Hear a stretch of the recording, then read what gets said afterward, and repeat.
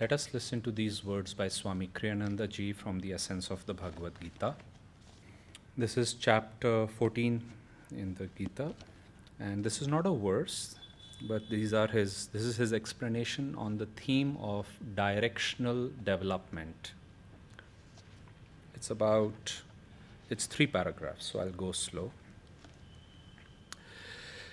In this age of democracy, it is easy for people, especially for those who lack refinement, to think, I'm as good as anyone else. All growth is directional, however. Values themselves, though relative, are directionally so. They are from one level to another level. There is good, better, and best, or bad, worse, and worst. Behavior that is acceptable in a little child may be suspect or even unacceptable in an adult. If a child points a toy gun at someone and cries, "Bang, bang," people may smile at his behavior, knowing that there is no animus behind it. If an adult does the same thing, however, people might not feel so easy about his behavior. We have seen that there is realistic justification for the caste system, not for the way society has hardened it, but for the simple fact that there is obviously in human nature some kind of upward evolution. There are boors and there are saints. Society is a mixture of all types. One of the inducements people have for seeking God is the very fact that they are exposed to so many different levels of human refinement, some of them more inspiring than others, and many of them rather stern warnings of the consequences of wrong action. Some may inspire one to rise spiritually, others may inspire, with inspired in inverted commas, may inspire one in a very different way and cause him to recoil from delusion itself as from a venomous snake. Life evolves upward from levels lower even than apparent animation. The wriggling worm, relatively high on the scale of consciousness, may become next a moth, then a bird, a mammal, and after a long upward journey, a human being. Only after a very long time and many further incarnations does the human ego, which needs first to become focused on its humanity, evolve upward to the point where it craves liberation from the limitations of ego consciousness and from its imprisonment in a little body. Om Shanti, Shanti, Shanti. Good evening once again, everyone. And wasn't that wonderful? In just a few paragraphs, Swami Kriyananda ji, as if just in a nice, pleasant way, just stretches your brain. I've repeated this many times, but this beautiful reading of Agastya, which goes back at least 3,000 years, and time is a delusion. I'll give you a simple example, actually. 2 weeks ago, and this was one of the stories I was telling you of how Satsang prayers for our brothers and sisters help. So I hadn't seen a devotee in a very long time. She's a Kriyaban in Pune, and has always felt like a sister. And because I hadn't seen her, and when I did see her, I said, oh wow, I'm seeing you after such a long time. And I said, and I had forgotten her name. I said, please remind me, what was your name? And she said, oh sir, this is my name. I said, I'm sorry, I forgot it. She said, it's okay, I have not come in 3 years. Naturally, you forgot my name. But she said, sir, I have forgotten everything you have taught us. I have forgotten the techniques, I have forgotten everything. So she said, you shouldn't feel so bad. I'm feeling very bad and I have come for revision. Then I told her, I said, oh, good, you've come. Come more often. Well, she didn't come. Same old, same old. So then, what do? You're not seeing somebody, you don't know where they stay. You're praying, praying, praying. And I have a printout of all the Kriya Bandhs in Pune. I keep it on my table. So every now and then, especially when I have to raise funds, I'm like, okay. When I have to seek seva, okay, I'm calling somebody. And when I have to pray, I pray for people. It helps to, Master said, see a picture, see your name. And so I was praying before this recent Kriya initiation. And next day I saw she came. So I was very happy. I said, oh, good, keep coming. She said, I will come to every Kriya initiation after this. I said, good, you should. Master said we should go to every Kriya initiation. She said, yes, but also because you came in my dream yesterday, she said. I said, okay. She said, in the last 2 days, she said, I was in touch with another student from my batch. And this friend, Guru Bhai, was doing what a Guru Bhai should do. She said, hey, there's a Kriya initiation. I'm going to go. Are you coming? Let's go together. And she said, I don't know. Let's see. I'm not sure. So she was like, no, we should go to the Kriya initiation. And she said, I'm not sure. Let's see. Life is busy. And is there an online link? And she said, no, there's no online link this time. So I was like, okay. So finally what happened, she said, I was still debating, should I go, should I not? And this is a part of the Kriya initiation, and I won't describe, but there's a little ceremony over there, and there's a little ritual with flower petals and such. And she said, sir, you came in my dream, you gave me those petals, you blessed me at the spiritual, and you said, please come. And she said, I woke up in the middle of the night. I dropped this Guru Bhai a message. Please keep a seat for me in the car. I'm coming. And I said, is that how I have to bring you guys to the Kriya initiation? I said, and I was, of course, not aware of the dream. But I told her, I prayed. And this has happened many times. In 2013, we had, come, please come. And 2013, we had the Finding Happiness movie that was released, and it was very dear to Swamiji. Interestingly, he saw the final version of the movie and in Italy on 20th April 2013. A small group of 3-4 devotees were watching it with him at his house. And throughout the movie, they said many times he wiped his tears. And then he said, I think I have conveyed whatever Master wanted me to convey about communities through this. This movie says it all. And he said, I'm very happy. I think my work is done. He asked for, I think, his second or first book he had written way back in 1960s called Cooperative Communities, How to Start Them and Why. And he said, I want to write a foreword about it. And he wrote a beautiful 1.5 page foreword. And he said, let's put it in the next edition of the book. He went to bed. And next morning, he left his body before breakfast. Now, it was, like I said, very dear to him, the message of the movie. And I was very enthusiastic, as was everybody worldwide. Oh, my goodness, Finding Happiness is coming. We have to do something about it. And we did a lot of fundraising in Pune. We promoted the movie. We gave flyers in malls and movie theaters over here. And devotees, Kriya Bandhs, now Kriya Bandhs, they came. One devotee told me, I was disappointed in this E-Square movie theater. I didn't get any ticket for the movies I wanted to see. And he said, suddenly from the crowd, one lady with a flyer came.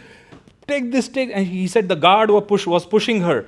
No, you can't give flyers over here. You can't give flyers. And she said, this is like across the border kind of message. And he said, I took that flyer and it said Finding Happiness. And he said, I got the ticket. I saw the movie. He came right here. He's a Kriya Bandh now. Beautiful soul. And now here's the interesting thing. When we had to do that event and outreach, and it was quite a month for me, I look little plump and healthy, shall I say now. Well, if you see a picture of me at that time, you're like, does this guy get fed? I can't see my pictures from that time. I was very emaciated, but this is Guru's grace. I had taken 35 night shifts in the hospital I used to work in Lavasa, And I spent 35 days over here promoting the movie in the daytime. Now, how I went through night and day for 35 days, I don't know. But I had so much energy, joy, lightness, that I lost all my weight. And now I look at those videos and I'm like, you could look better. You're a doctor. You could take care of yourself slightly better. It took Snehalji to start bringing me tiffins. She came to my house and she brought me a tiffin. And she said, I just can't see you like this. Are you eating? What do you have at home? And I said, I eat when I'm hungry, but I'm not hungry these days. And she said, you have to start eating. And she brought me a tiffin, which I couldn't finish. And she said, Aditya ji, something is wrong with you. I eat this breakfast. She said, I'm like your mother. I finished this. How come you're not able to finish this? So anyway, all these interesting things were going on. Like I said, I was feeling very good. But I was praying night and day, and I was trying to get that movie out. And by the way, to finish the story, we had the best response in all of India for that movie. Right here, E Square Theatre was the #1 ticket sales for Finding Happiness across India. And here's the, you might say, little feather in my cap and my team's cap.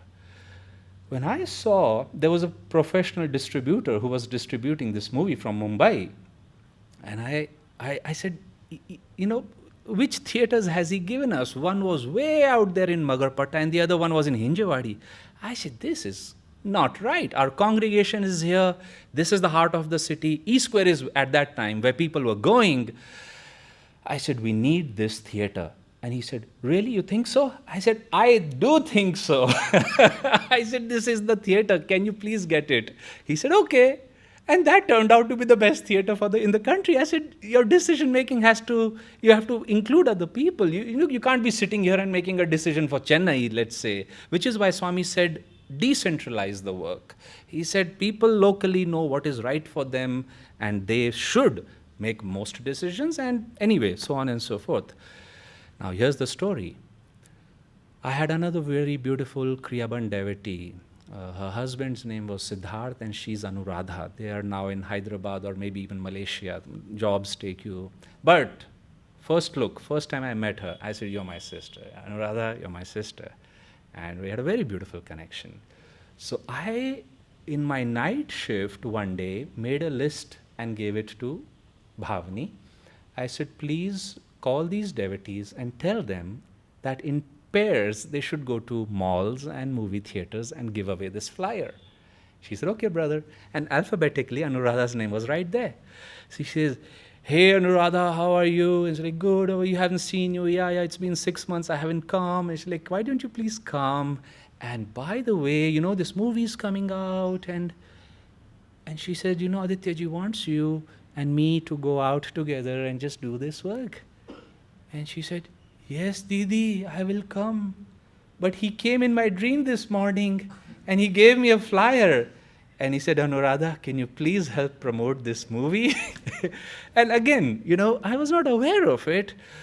But I told her, well, I was putting out energy night and day. There was nothing else on my mind. And keep that in mind. There is an inner satsang, but like she or somebody gave that flyer outwardly in the mall to a boy who was dejected. And he is today a Kriyaban. That is the power of service. That is the power of satsang. That is the power to say, I will. We are all sitting over here. You may not have met Kriyananda ji. He came to India, he fell, he had cancer, he had pneumonia, double pneumonia, kidney failure, dialysis, blood transfusion. When you look at his videos and large talks to thousands of people, you're like, oh, he's doing well. He was going through austerity. He was praying. He said one time he had a Navratna, and a Navratna has a diamond in there. His diamond, just sitting on a chair, cracked into two. Your diamond, the hardest natural substance, cracks. And it cracked. And Swami says, oh, it cracked. That is the karma of Ananda Sangha India, he said. Another time he fell in the bathroom, broke a few ribs. And later he would tell somebody, and there was some challenge going on in the work in Italy. And Swami said, when I went into the shower after my prayers and meditation, I prayed to Divine Mother, Mother, if there's anything I can do, please may it happen. And he said, I just slipped and fell on a marble block and broke his ribs. And he came out, the doctors were called, and then he gets a call. Swamiji, we were requesting you to travel to Italy. No need to travel. That whole case has been dismissed and no problem. Everything is fine. And Swami said, oh. So it's amazing how inwardly, outwardly, we help each other. We need to stay in touch with each other. And then I was telling this devotee, I said, I won't come in your dream each time. And she said, no. Every Kriya initiation, I will come. I said, you should come, because I said, that's what Master said we should do. I'll tell you now, I'm center leader, I can't miss too many satsangs, but I think I must have missed maybe 2 satsangs, 3. But I don't think even that has happened in my 10 years of leadership in Pune. There's Thursday and then there's Sunday. There have been times I do the satsang, majority times in these 10 years I have not been doing the satsang. But you come and you are coming to the satsang in the beginning, as I've said many times, you come to receive. Okay, what will I learn? What will I listen? Maybe something will inspire me. But remember, friends, how many people in a family meet each other to take? It wouldn't really be a family if the father wakes up every morning, he says, well, kids, what do you have for me? And one sibling goes to the other, what do you have for me? And the mom is like, I'm not going into the kitchen, nor am I showing up for job or anything. What is in it for me? It just doesn't, such a family just doesn't work. Family is when somehow, in a way of giving, each person is taken care of. And that is the mystery, you might say, of satsang. It is not so much in receiving, but it is in the giving that you receive. Because you've finally given up likes and dislikes. You've finally given up the ego itself. And when that is given, what takes its place? God takes its place. God watches it all. And keep that in mind. Now, remember, this satsang was for a friend who was having challenges in life, and I'll pray for her. We should all pray. Another challenge came up and she couldn't come to the satsang. I had primarily thought of this as a topic for her. And many times people will say, oh my goodness, sir, if you only knew my life. It's one thing after another, after another, after another. I want to come, but so and so and so, such things keep me away. Well, Jyotish has the perfect reply for that, friends. He says, you see, you have to change your magnetism from inside. What is the priority? If your priority is to go and give, then he says your karma and your life starts revolving around that. And if your priority is, well, let me see how I feel till the morning of the Kriya initiation, and then I'll decide. Like Master said, the very mind through which you're thinking is already infected with the delusion it is trying to overcome. And the mind tries to tell you, oh, no, Aditya, it's not so bad. It can't be so hard. I must be a good person. Like Swami saying, oh, I must be as good as Bhavani or somebody. And Kriyananda said, no two people are equal. There are stones and there are trees and animals and people, and among people also. He said, life is like a ladder. I'm sure each of us is an inspiration to somebody. And each of us finds inspiration in someone because we are trying to move towards that, oh, I wish I could be so loving, so kind, so energetic, so forgiving, so on and so forth. And Sri Yukteswarji said, whenever two people meet and communicate, he says their consciousness is changed forever. It never remains the same. So if we don't meet people on one level, if we are never interacting, if we are never getting to know our brothers and sisters in God, oh my Lord, what an opportunity we are missing. Now, coming to a story for Vipul.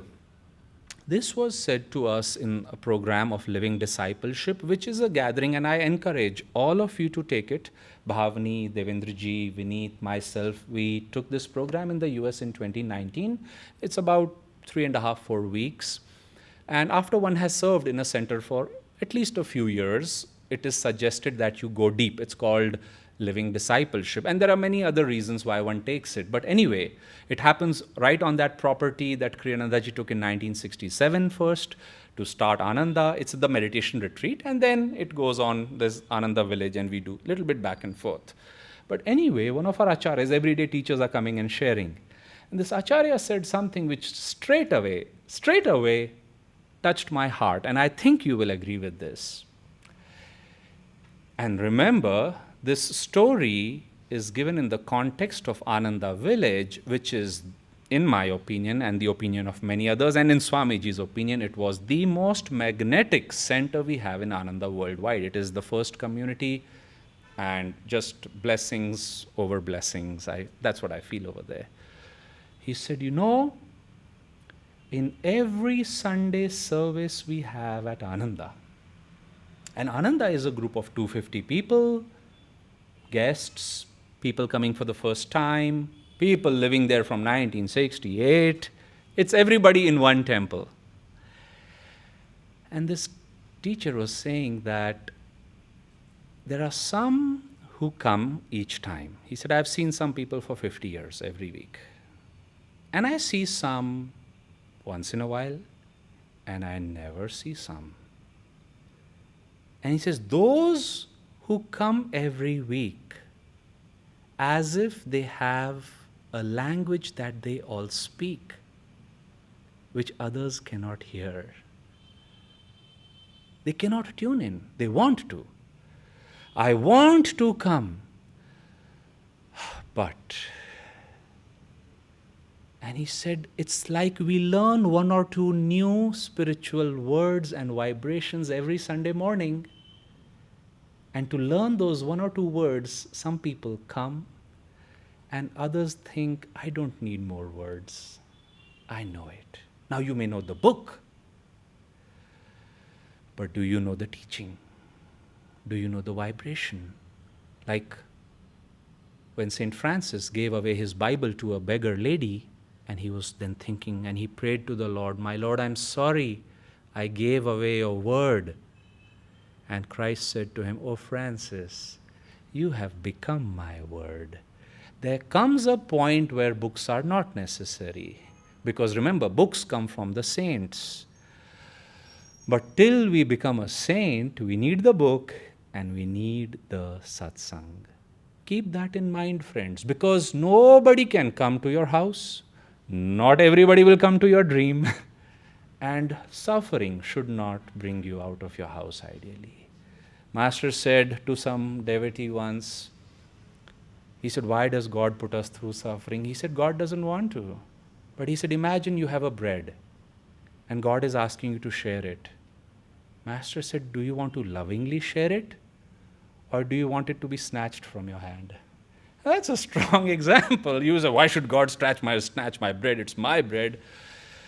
Well, your body is not your body. Your time is not your time. Your family is a gift from God. Your bread has come from God. So who should be deciding how much of your bread should go to your brothers and sisters? God. But we forget that. And to keep that memory, we need to come and we need to sit. Finally, I'll close with this story of our very dear teacher, Sadhana Devi ji, Jayaji's wife.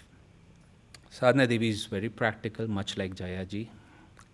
And she said, she would repeat the story so often in Pune. She said, when I was young, when I had a child, I was so busy, I didn't feel like going to the satsang.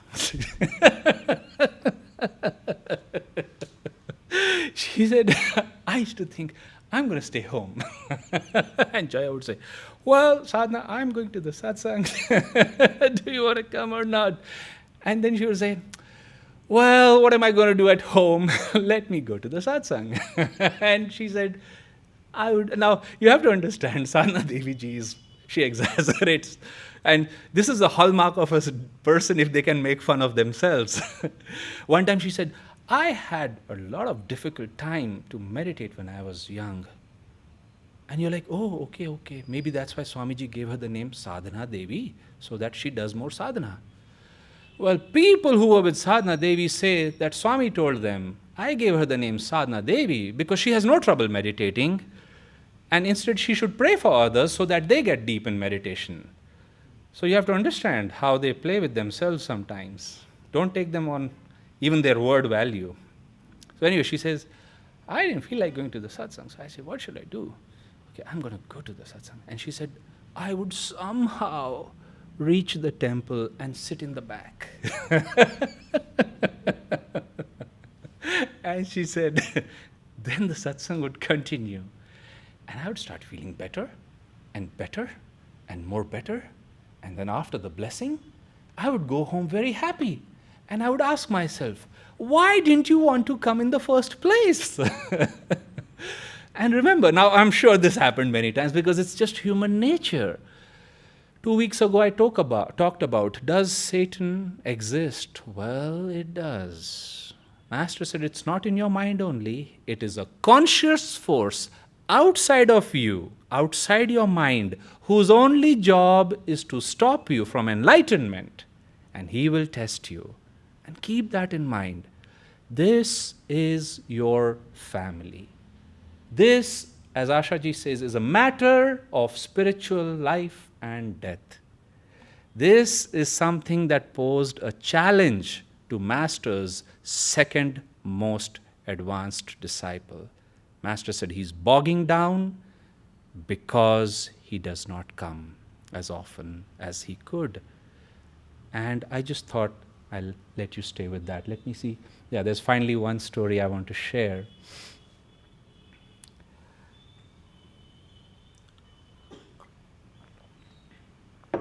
Swamiji said he read once a very interesting account. He writes about it in the Essence of Bhagavad Gita.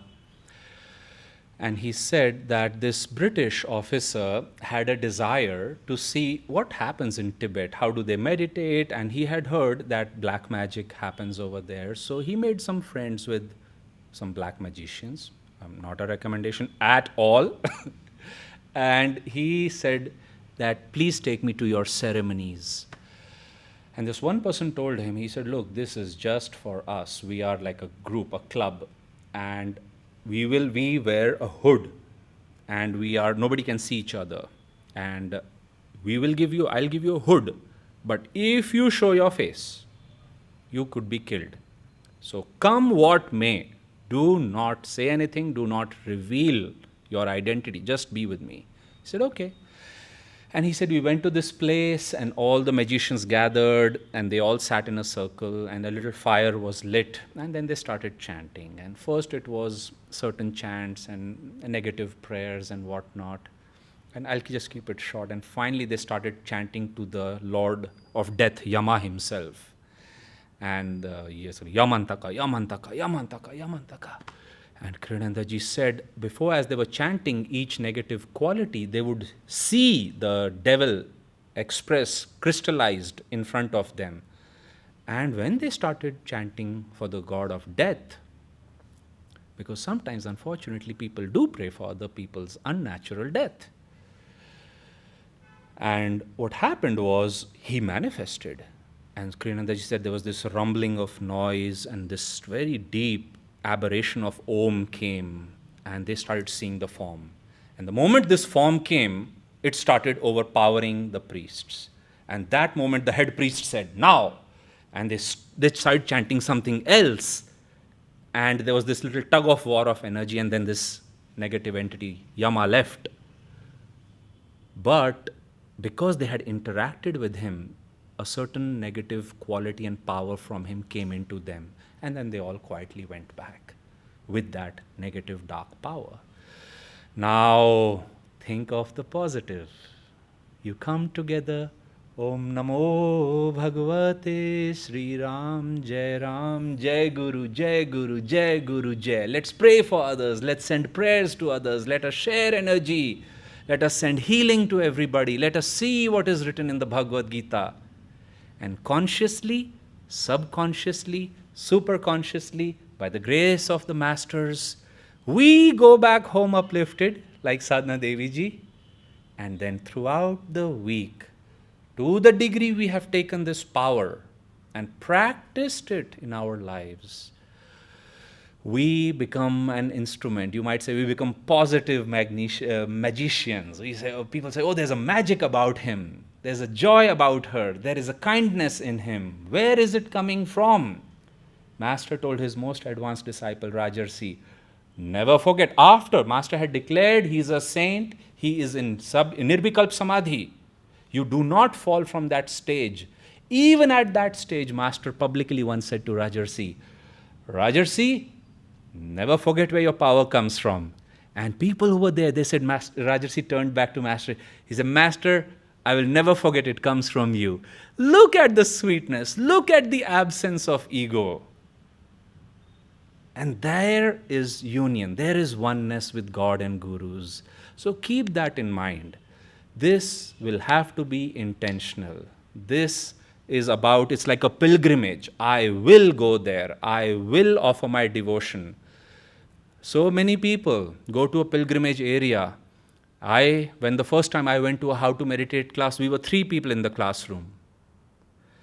I had taken a friend who was not very interested. I said, come, it's a meditation class, Yogananda's technique. I said, you have no idea how this can change your life. And he's like, what time is the class? I said, 10 o'clock. And he came 5 minutes before 10 or something like that. I had reached there at 8:30. It was in a school, and the security guard said, this is Sunday morning, what are you doing here? School is closed. I said, Ananda Sangha does classes in this school. He said, no, this is a school, not a meditation center. I was confused. I saw the ad in the paper. So while I was debating, this other security guard came. And he says, this man wants to meditate in our school, but I told him there's no meditation center. He says, you guys from the night shift, you don't know anything. Every Sunday morning, Ananda Ashram people come and they teach over here. Sir has come to the right place. But sir, you have come 1.5 hours early. I said, I know. And the reason why I had gone early was I was full of gratitude. I said, my goodness, is my karma so good that a teacher will come and he'll say, okay, Aditya, give me 500 rupees and here's a technique of meditation. I couldn't believe what Yogananda taught. I'm going to learn that morning. I knew it was going to happen, but from a blessing point of view, I was just overflowing with gratitude. And I said, I will go 1.5 hours early and clean up the place, help set it up.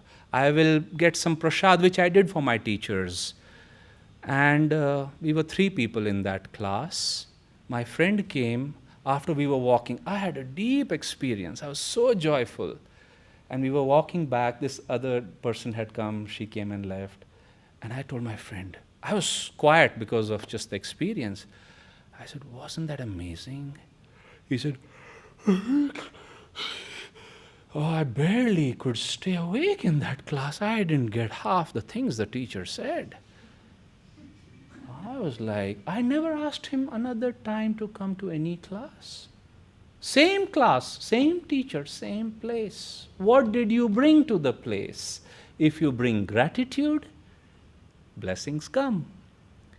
Remember, God is not mathematical, so don't say next time, well, like that devotee told Master, can I have my $100 back? And Master said, which $100? He said, last week I gave $100, but my prayer was not answered. And Master said, just said, God was in those $100 already. How could you think you can buy a prayer for $100? So anyway, but gratitude will change your life because you will get a lot out of satsang. But remember, you have to put out that intention. So anyway, I hope this has inspired you, and this is what I have derived in about 13, 14 years of my practice, 15 years in Sangha. And I think Master said, after finding a guru, the second most highest gift that God has given to mankind is Satsang, the company of truth seekers. And in that company, again, it's not so much what you say, even though how you say, what you say, how you help one another is very helpful, but it is also about how you feel inwardly. I cannot help, but please excuse me, I'll share one final story. This was also for a devotee. Prisha is like last time we were saying, I said, a lot of people in Pune are going to become saints. And normally when you become a saint, you become through jnana or bhakti or karma yoga or certain. I said, but I know how most people in Pune will become saints. She's like, how? I said, through the quality of patience. Because we tell them, oh, this is a small satsang of 1 hour, just come, it'll soon be over. But once this guy Aditya starts talking, it's like people are like, where is the prasad? When is this satsang really going to end? So anyway, patience, I know you're all very patient. And I was a doctor. So it is working perfectly well. So anyway, this story was again very, very dear to me, because Master gives us this proof that I am guiding you in everything, but are you listening to me? And this was 5 years ago. I had a class, and between the class, there was, as people happen, they come and sit to the class, no? You register and you sit. And I saw a devotee sitting there. And we all develop an intuition based also on our life experience. And my life experience was in surgery, in obstetrics, gynecology, general surgery. And the moment I saw her, this thought just flashed out of my mind. Oh my God, looks like she has had a miscarriage. But it's such a strange thought, so out of the ordinary, that you kind of keep it aside. And I saw her sadness, she was gloomy, quiet, and I just quietly went, and I said, hey, good morning. She said, good morning. I said, how are you? She said, I'm good, good. I said, are you waiting for your class to start? She said, yes, yeah. Then again, quiet. I said, are you enjoying the classes? She said, yes, very much, very much. Actually, she said, my husband has taken your classes. I said, really? What's his name? She told me. I said, oh yeah, I know him very well. And she said, I also want to learn how to meditate. He told me, you should learn how to meditate. So I have come. I said, very good. Then she was so quiet that I had to each time ask a question. So I said, how is he doing? She said, good. I said, who all do you have in the family? And she said, well, and we have a child. And that's it. I said, is the child good? And she said, oh yes, my child is doing very well. So I thought, oh, wrong intuition. It's okay. But it looks like maybe there's another problem. So I said, that's very nice. And then she said, so I was quiet. I just sat next to her. And then she said, sir, I had another child. And I was expecting. But then that child passed away. I had a miscarriage. I said, oh, it's okay. And then Master has talked about miscarriages and challenges that come. So I spoke to her. I told her how to pray for that soul. Because imagine, that's one of the greatest sorrows, especially a mother can have. So I said, don't worry. I said, I saw miscarriages. I dealt with them as a doctor. This is what Yogananda ji said. And I said, by the way, you can pray for that soul. You can talk to that soul. You can see them, feel them. There are techniques Yogananda ji has given. She said, really? I said, yeah. So I showed her the book. I told her. I said, now go and pray. Now, I went back and I thought for a moment, we didn't know each other. We didn't know the history. Master told me. Little bit of my experience taught me, but Master told me, go and talk to her. She's going through a sorrow and she's not talking to anybody about it. I have teachings and techniques. Go and tell her. Now, he didn't talk to me that way. It was all pure feeling. It happened in a fraction of a second. You see and you know. Now, I want you to keep that in mind, because she was my sister. Not my earthly sister, but we are all brothers and sisters. Would you not talk to your sister if she had gone through something like that? But You have to forget yourself. You cannot be, you can, but ideally you shouldn't be in the temple thinking about yourself. This is the place, as the saints have said, to think of God and to see God in one another. And Swami says God is trying to struggle out, come out in each person. If you can address that, that is spiritual service. That is what we can help each other. So don't just come to see what can I get. Come to see how are other people doing. And if even one person is sitting like this, you don't have to ask, what happened, Aditya? You can see Aditya is all hunched over. Just say something nice. Just sit with me or somebody and say, hey, pray. And you will see that Master will use you as an instrument to extend his blessings. I asked Kriyananda ji, does God's work ever get stopped by any reason? And he said, oh yes. Not only does it get stopped, this is what Swamiji told me. God never does anything without a willing instrument. So think of the opportunity. God has a plan, but does he have an instrument? You can be that instrument in the satsangs. Online as well as offline. But once in a while, do come here. This is your home. God bless you. Let's do a little arti and sharing of the light, and then I want to, actually, a beautiful prayer got answered today. Then we'll go into the arti. This is a book called Ananda, Where Yoga Lives by John Ball. And I took a picture of this book in Ananda village recently because I hadn't heard of this book. And just an hour ago, I was having tea with Suvarnaji, and she gifted me this book and a lot of PG wood houses. This is Sagar's collection, Brahmachari Sagar, her son. And she said, I want to give these books to the library. And the moment I saw this book, I said, wow, this book by John Ball, long time. So if you want to see old pictures of Jayaji and others, it's in here. Now, the key to this book is in my pocket. We are launching the library today evening. So this book can go to you if you become a library member. I'm just joking. But this is to say that Ashwini and Madhura, why don't you please come on the stage? They have created this beautiful flyer for the library. This is called the Joy Library. In 2009, January, Kriyanandaji blessed me to start this initiative. I have had libraries in the past. Actually, it was through my past library that I met Monima, Neem Karoli Baba's foremost disciple, and her son in a very mysterious way. So it's a library on one level. On the other hand, it's what my guru told me to do. So this is the Joy Library. We are launching it right here in the building. And if you get an annual membership, you get a coffee and cookie coupon, and goes well with the books. And just a little praise of my own library. These are 3,000 books that I have handpicked from around the world. I just gave them 3 other books which I picked from the Chicago airport, the Teachings of Christ. There's a little Bible, pocket Bible, and other things. So anyway, this has been going on for the last 15 years, by the way. So I didn't buy 3,000 in one evening. I just did 1s and 2s and 3s. So it's now come to 3,000.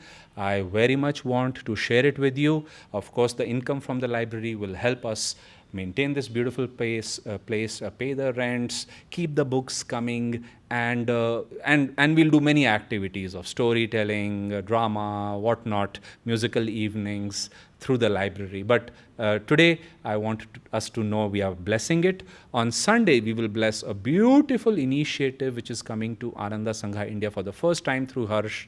But it's a surprise. Come to the satsang to listen about it, hear the blessing, and be part of it. Harsh has stepped up for a very, very, very dear project of Swami Kriyanandaji from 1975. As I said, it's the first time in India.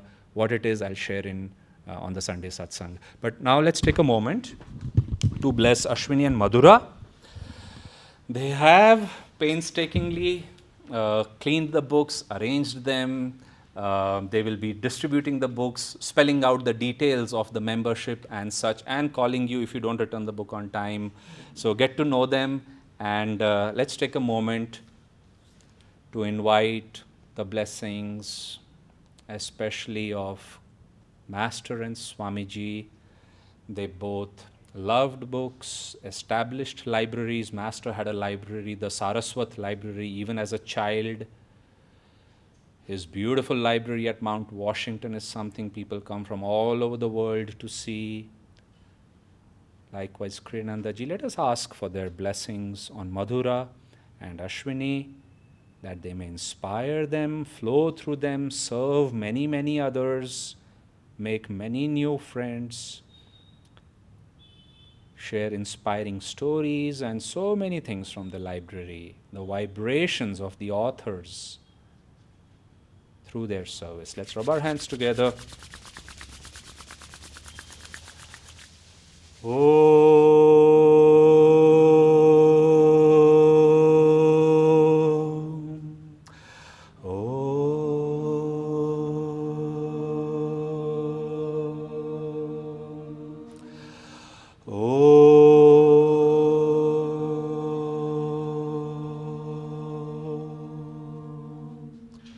Shanti, Shanti, Shanti. So how you can know more about the library, please connect with them. Of course, in this digital age, we'll share it all on with Facebook, WhatsApp, Instagram, and this is a little membership flyer, and get your coffee coupons also. Okay? Now let's do a little arati and sharing of the light, and thank you everybody for staying with us. It's just, see, this is the beauty of satsang, at least this is how I enjoy it. You just don't want it to end. You don't want it to end. You just, there's another story, then let me tell you another story. And why not?